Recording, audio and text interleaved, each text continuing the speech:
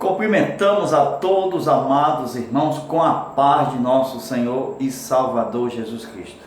Estamos dando continuidade aos nossos estudos bíblicos das lições CPAD. Estamos estudando a Escola Bíblica Dominical. Hoje a aula extra, aula de número 8, Encontrando o Nosso Próximo. De acordo com o nosso textuário, Marcos capítulo 12, versículo 33, e que amá-lo de todo o coração, de todo entendimento, de toda a alma e de toda a força, e amar o próximo como a si mesmo, é mais do que todos os holocaustos e sacrifícios. Queridos amados, a lição está com o texto base, Lucas capítulo 10, versículo 25 ao 37, conforme a nossa primeira aula que nós colocamos no YouTube, razão porque nós trocamos. Primeiro foi a do YouTube e agora a aula extra. Quando houver um tempo mais alongado, disponível aqui em casa, eu vou colocar antes da aula extra a aula do YouTube. Mas de acordo com o tempo, se precisar ministrar e alguma congregação, a gente coloca logo a aula extra. Então fica aí a dica, porque nós trocamos a aula primeira do YouTube e agora a aula extra. Como a gente já estava de costume, a aula extra e depois a do YouTube. Mas isso a gente vai resolvendo com o tempo. Queridos amados irmãos, hoje a lição ela vai tratar. Nós vamos agora para o tópico 2 e 3. O tópico de número 2, compaixão e caridade são intrínsecas à fé salvadora. Aí nós vamos ver a compaixão, a caridade e o cuidado com o próximo. No tópico de número 3, o nosso próximo é qualquer pessoa necessitada. Aí fala sobre o próximo. Ajudar o próximo não salva, mas é algo que deve ser feito por quem é salvo. A medida do amor para com o necessitado, sendo o próximo. Aí nós temos a conclusão. Amados irmãos, hoje nós vamos tratar desta aula, mas vamos voltar para o início do primeiro tópico, sempre iniciando, dando uma rápida pincelada, porque nós já temos uma aula boa, bastante proveitosa no YouTube, os irmãos já devem ter assistido, e hoje nós vamos estudar de uma forma mais alongada esta aula, passando para o tópico 2 e para o tópico 3. Primeira coisa, o doutor da lei, ele diz o seguinte, no versículo 25, o que farei para herdar a vida eterna? Amados irmãos, no tempo do doutor da lei, já está dizendo, doutor da lei. Então, em Mateus 23, começou a aula. Mateus 23 e 23, Jesus disse que o mais importante da lei, que os fariseus não faziam. Presta atenção, não faziam. O que foi que ele disse para o doutor da lei? Vai e faz. Não foi o que Jesus falou? Então o problema não é teoria, mas o problema está na falta de prática. Então Jesus disse, fé, Mateus 23, 23. Vocês estão desprezando o que é mais importante. 1, a fé. 2, misericórdia, compaixão. 3, justiça. Glória a Deus. Se lembra daquela parábola? Assim como Deus nos amou, nós devemos amar o nosso irmão. Justiça. Se nós não perdoar o nosso irmão, então não temos como ser justificado. Por quê? Porque Deus nos perdoou primeiro. Então é justo perdoar o nosso irmão. em vista do que Deus já fez em relação a todos os nossos pecados. Então nós vemos logo aqui que os fariseus também, doutor da lei, porque Jesus disse, vai e faz o mesmo. O mesmo que o samaritano tinha fé, tinha compaixão e tinha justiça. Glória a Deus. Então faz o mesmo. Amados irmãos, por que Jesus explicou de acordo com a lei? Porque na lei tem vida eterna. Vocês poderiam ver isso aonde? Em Daniel, no capítulo 12, no versículo 2, veja lá, 12, versículo 2. A esperança de vida eterna, desde os antigos pais, patriarca, profetas, sacerdote, reis, juízes, porque Deus se revelava por meio até mesmo dos sacerdotes. Então era um meio de revelação. O sacerdote era um meio de Deus revelar ao homem pecador. E diz a Bíblia que na parábola ele passou de largo. Então estava caído. Deus não estava revelando este sacerdote que passou de largo. Porque quem passa de largo não tem fé, não tem compaixão, não tem justiça. Se desprezar o que é mais importante da lei, ele torna-se um fariseu, porque fica na teoria e não faz o que é realmente o que diz a teoria para que haja a prática. Por isso que Jesus colocou duas provas na mão do doutor da lei. A primeira, o que é que você entende sobre a teoria da lei? O que é que a lei diz? Como você interpreta? Aí, Jesus disse, a segunda prova é, faz o que diz a lei, então faça e viverás. Então, conforme a lei, tinha vida eterna. Na lei tinha vida eterna. Vocês podem ver isso aonde, irmãos? Se eu vejo aqui em Daniel nós temos o quê? Muitos ressuscitarão. Uns para a vida eterna. Eu já tenho a palavra vida eterna aqui, no Antigo Testamento. Por quê? Porque é uma promessa.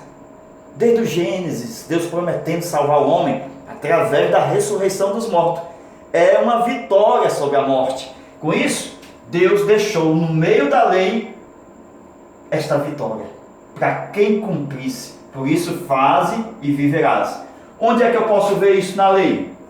Vocês observam que o doutor da lei, ele expressando o livro de Deuteronômio 6 e 5, amar a Deus sobre todas as coisas, de todo o coração, todo o entendimento, de toda a alma e de todas as forças, e o semelhante amar o próximo como a si mesmo. Hoje, na época da graça, conforme nós cremos em Cristo, e Ele nos substituiu, então o amor, a referência não é mais a si mesmo, mas a referência cai sobre Cristo. Então amar o nosso próximo assim como Cristo nos amou. Então já aumentou a revelação. Por quê? Porque a referência não é mais si, mas é Cristo. Porque agora o amor não é mais condicional, é incondicional. Porque se as pessoas não se amarem, como ela vai amar o próximo?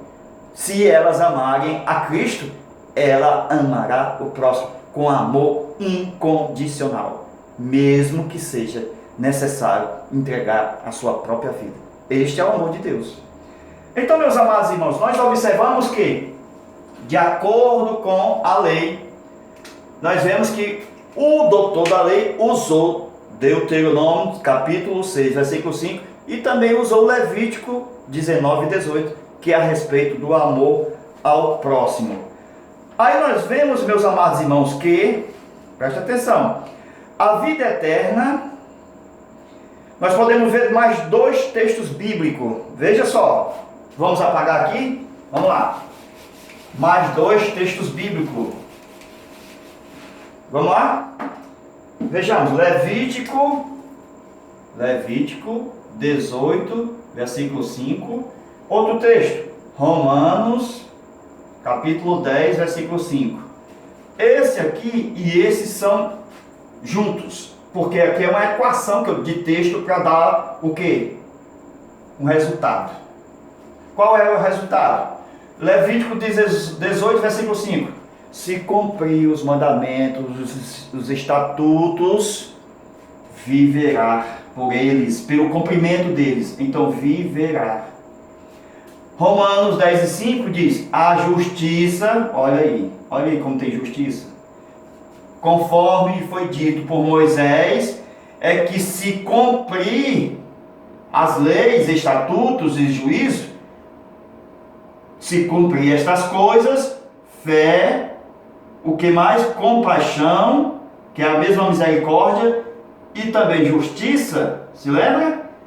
O que é que diz Romanos 10 e 5? Viverá. Irmão, esse viverá é o mesmo de Daniel 12, 2. É ressurreição. Então esse viverá é ressuscitar dos mortos. É porque não está bem claro, a gente pensa que é viver na terra. Não, não é viver na terra, mas é o que? Uma ressurreição de mortos. Conforme hoje Jesus prometeu nos levar para o céu, então está falando da vida eterna com Cristo. Glória a Deus. Aí nós vemos o seguinte, a maior referência que a gente tem para ver essa justiça pela fé e a compaixão é o nosso próximo. Não tem como fugir dessa realidade. Então o próximo é o nosso espelho. Quando você olhar para o seu próximo, ele é o nosso espelho. Ele é a nossa balança. Então Deus vai nos medir conforme a gente vê o nosso próximo. Então, é aqui que a gente perde na luta contra nós mesmos. Por quê?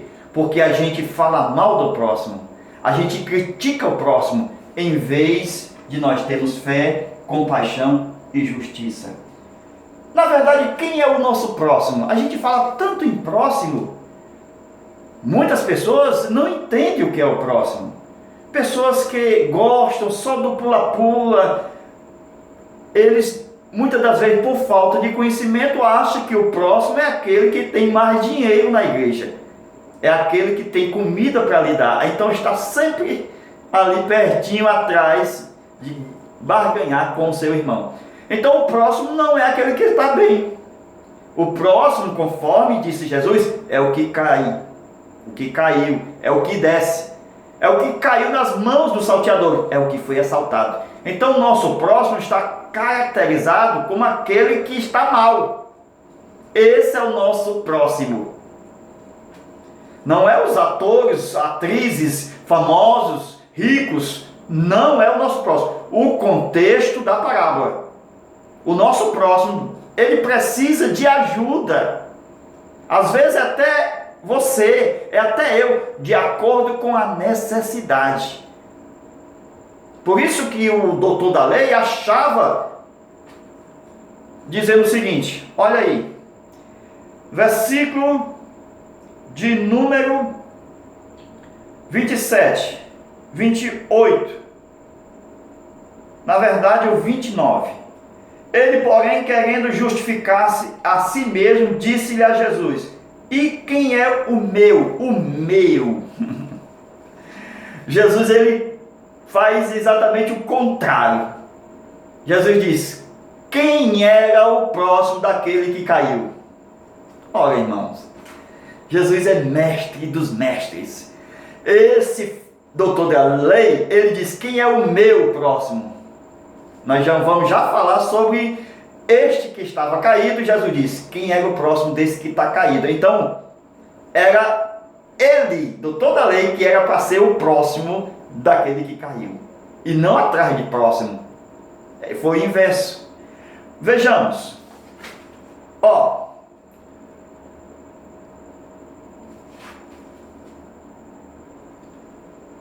Queridos amados irmãos, nós podemos ver que antes de Jesus, olha, lembra do modelo da revelação que eu falei? Os pais, patriarca, profeta, reis, juízes, sacerdote, Olha, apareceu o sacerdote, ó. Sacerdote, apóstolos, isso já no tempo da graça, ok? Então, esses meios de revelações, meus irmãos, eram para cumprir os propósitos de Deus. O que é que a gente observa aqui é o seguinte, é que nós temos a teoria, que é amar na revelação de Deuteronômio, e temos a prática, que nós vemos o próximo, da qual nós fazemos a prática do amor. Por isso que quem faz alguma coisa boa ao nosso necessitado, empresta a Deus. Está escrito lá. Vejamos. A carreira que estava proposta na lei de Moisés, se cumprir, vive. Então todos os homens vieram na corrida para poder cumprir, ó. Todos os homens, ó, até chegar aqui, ó. Aqui eu tenho um prêmio. Aqui eu tenho um prêmio, certo? A taça. Então vieram aqui, ó. Os pais caíram, os patriarcas caíram, os profetas caíram, os reis caíram, juízes caíram, sacerdotes caíram, apóstolos caíram, porque todos morreram. Mas chegou um que morreu e ressuscitou. Esse que morreu e ressuscitou, sabe por quê? Porque quem cumpre a lei tem o direito de viver. Não está escrito? Viverás? Faze e viverás. Quem foi que fez? Jesus. Por isso que ele viveu. Nenhum desses aqui, modelos que Deus falou, ninguém cumpriu. Só Jesus cumpriu isso na cruz, e ele viveu. Por isso que Romanos, capítulo 10, no versículo 6, está escrito que não podemos mais entrar nessa carreira. A carreira que a lei propôs. A lei propôs uma carreira. Só que a lei, ela continuou até chegar à fé. Que fé é essa? É a pessoa de Cristo.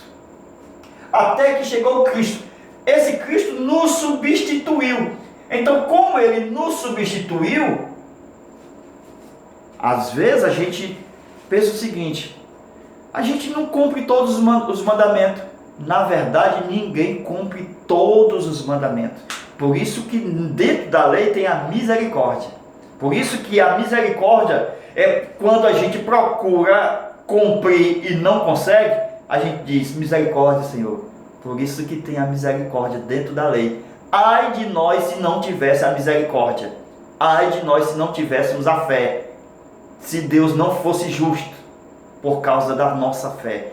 Com isso, Cristo, ele quer que a gente se batize nas águas. Muitas pessoas não querem se batizar nas águas, pecam porque rejeitam o batismo. Não é o batismo que vai salvá-lo, mas o batismo é importante porque faz parte da justiça. Foi o que Jesus disse: João me batize, para que se cumpra toda a justiça. Com isso, nós, quando somos batizados nas águas, nós estamos morrendo com Cristo na cruz. Era nós para morrermos na cruz. Como Jesus tomou o nosso lugar porque não pecou, e se nós morrêssemos em pecado não tinha validade, então tinha que ser um homem justo. Por isso que ele colocou um símbolo para nós passar por ele, que é o que? O batismo nas águas. O batismo nas águas nos dá o direito de estar morto para o mundo e vivo para Deus. Estamos crucificados. Ou seja, tem muitas pessoas embaixo dizendo: desce da cruz, desce da cruz. Não desça. Não é para descer. Porque a derrota é quando desce da cruz. Se Jesus tivesse descido da cruz, nós não tínhamos sido vencedor. Mas o batismo nas águas, quando as pessoas não querem se batizar, então literalmente elas deveriam morrer. Mas como Deus é tão bom, tão misericordioso, não quer que ninguém morra, ele coloca um batismo como símbolo da nossa morte. Como Cristo já morreu por nós, e agora colocando o batismo, ele nos aceita nele como mortos nele, e assim ressuscitaremos nele e viveremos nele. Por isso que é a justiça da fé. Por quê? Porque alguém fez por você, alguém fez por mim, alguém fez por nós. Queridos amados irmãos, olha, vamos passar para as partes mais importantes da nossa lição. Vejamos, o temperamento de Jesus.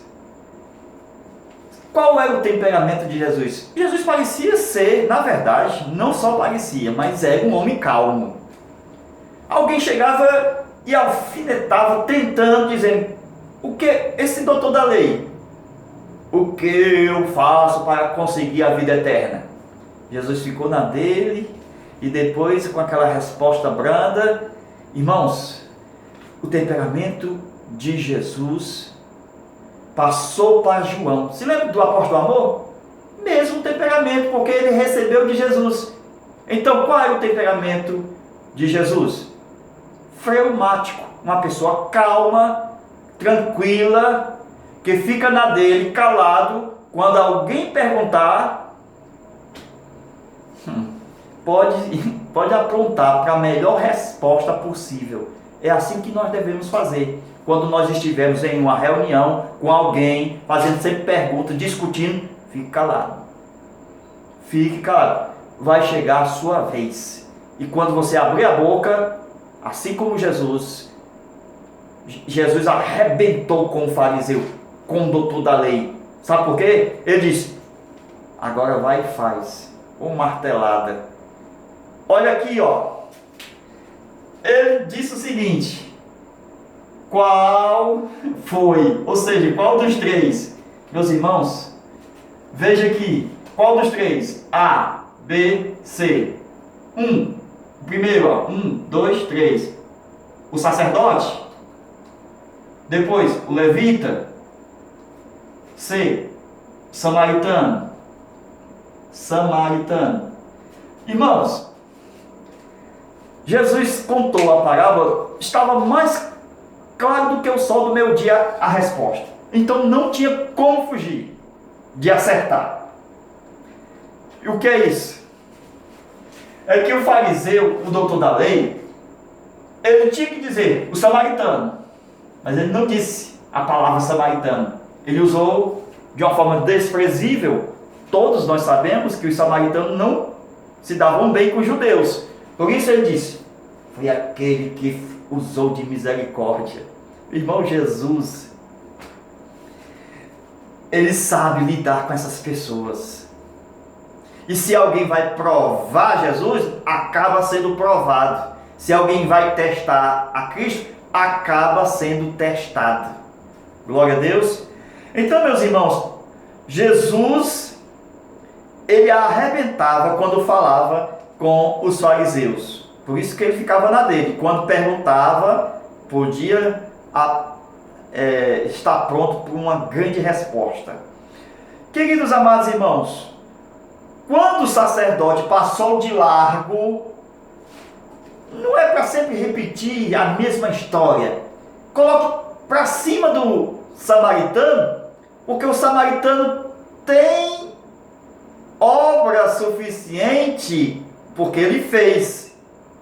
Uma coisa é amar, outra coisa é fazer o que ama. Então, tudo que o fariseu, o doutor da lei, não fez, na verdade, o sacerdote não fez, o samaritano fez.